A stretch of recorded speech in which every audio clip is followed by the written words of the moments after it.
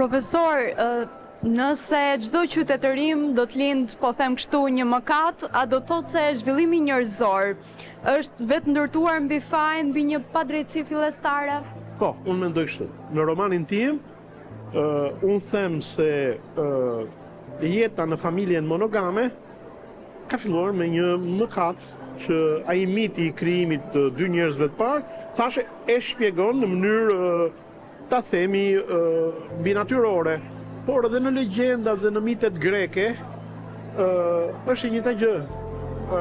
Prometeu filloi qytetrimin e zjarrit, pra të përpunimin me metaleve, siç thot Frederik Nietzsche, me anë të një vjedhje që i vodhi zjarrin perëndime.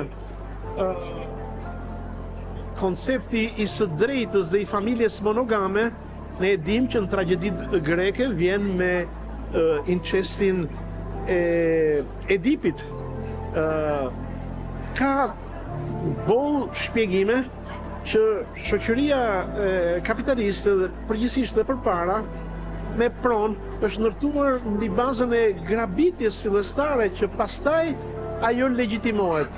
Unë mendoj që edhe qytetrimi jonë në këtë fazë që ne jemi është ndërtuar mbi shumë mëkate dhe njerëzit këto mëkate shpeshherë i fshehin, shpeshherë nuk i pranojnë, janë shkalojnë, po ato janë aty dhe shkrimtari çfarë duhet bëj?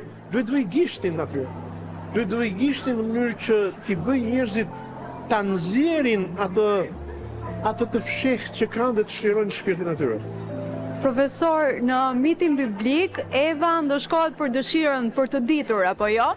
Në një formë do të thotë kjo se dia është mallkimi ynë më i bukur apo mënyra më e vetme që njeriu mund të shpëtojë nga ignoranca e përjetshme.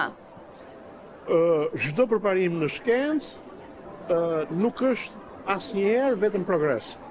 Dhe miti ka arritur ta theksojë këtë gjë.